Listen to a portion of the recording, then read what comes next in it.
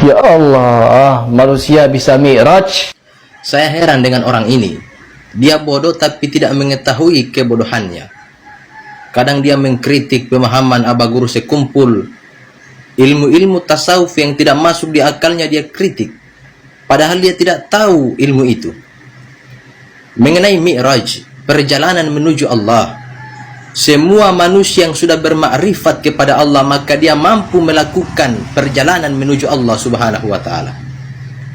Tetapi beda perjalanan kita dengan perjalanan Nabi Muhammad.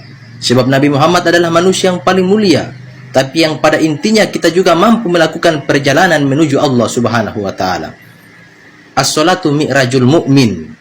Salat itu adalah perjalanan mi'rajnya orang-orang yang beriman.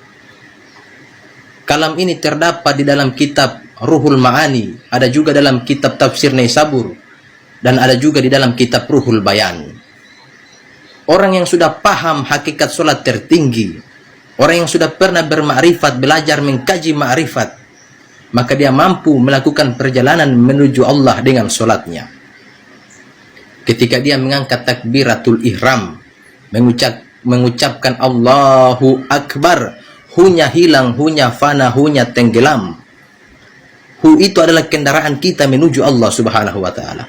Ketika kita mengucapkan Allahu Akbar, hunya tenggelam menuju 4 terminal. Terminal alif, kaf, ba, dan ro. Allahu alif, Allahu kaf, Allahu ba, dan Allahu ro. Akbar. Inilah terminal-terminal yang akan dilewati oleh kendaraan hu menuju Allah Subhanahu wa Ta'ala. Pertama kendaraan menuju Allahu alif. Allahu alif adalah Nuriyal Akbar, cahaya yang besar, tepatnya di ubun-ubun kepala. Kemudian melanjutkan lagi perjalanan menuju Allahu Kaf, Baitul Kursi, tepatnya di kerongkongan manusia. Kemudian melanjutkan lagi perjalanannya menuju Allahu Ba, Baitul Maqdis. Kemudian melanjutkan perjalanan menuju Allahu Ra, Baitullah Makkah Al-Mukarramah, Makkah hakikat. Qalbu mu'minin Baitullah, qalbu orang yang beriman Baitullah. Disitulah tempat fananya, tenggelamnya hu, kendaraan kita. Kita tenggelam di negeri rasa, sehingga sana Nur Muhammad, kita berjumpa Allah dengan rasa. Inilah hakikat sholat tertinggi. Bagi orang yang sudah belajar, bagi orang yang sudah paham, bagi orang yang sudah mengkaji ma'rifat. Orang yang tidak sampai ilmu ini, dia tidak akan paham. Sampai kapanpun dia tidak akan paham. Si hari ini ilmunya belum sampai di sini, sehingga dia tidak paham dengan ilmu-ilmu seperti itu. Di dalam kitab Fi Jilalil Quran yang ditulis oleh Sayyid Safiq, yang ditulis oleh Sayyid Kutub, beliau berkata, solat itu mengandung 3 makna, silatun liqaun dan waslu. Solat itu merupakan silaturahmi seorang hamba dengan Tuhannya. Solat itu liqaun, persambungan, pertemuan seorang hamba dengan Tuhannya. Dan solat juga adalah waslu, persambungan hati seorang hamba dengan Tuhannya Allah.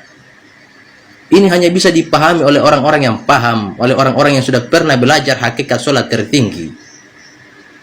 Kita berjumpa Allah, tapi kita tak mampu memandang wujudnya Allah. Kita tidak mampu memandang zatnya Allah.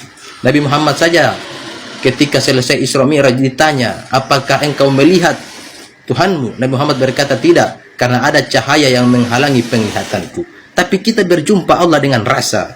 Ini mengenai rasa. Tidak semua orang paham ilmu-ilmu seperti ini. Si hari ini ilmunya tidak sampai di sini, makanya dia tidak akan paham. Makanya dia mengkritik ilmu-ilmu seperti ini. Bukan berarti dia pintar, tapi kebodohan. Tetapi karena dia bodohlah, akhirnya dia mengkritik ilmu-ilmu seperti ini.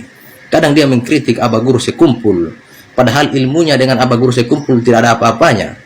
Beda jauh. Aba Guru sekumpul adalah orang yang sudah mencapai ma'rifatullah, ilmu tingkat tinggi, dikritik oleh orang-orang yang baru belajar syariat.